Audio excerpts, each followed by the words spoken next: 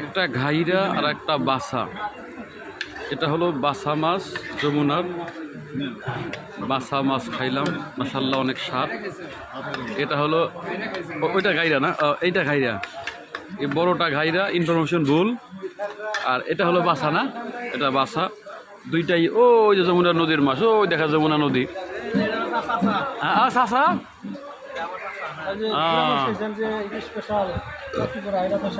ও কাচ্চিগুড়া, এরপরে বাসা ঘাড়া সব মিলে জিলা। আসলে গোলামের পুত না, গোলামের হোটেলে আসলে অনেক মজা। এই যে সফর সঙ্গে শহীদ ভাই, ফারুক ভাই, সোহেল ভাই এবং মোস্তফা ভাই, সাথে আমাদের বাজানি বলি না।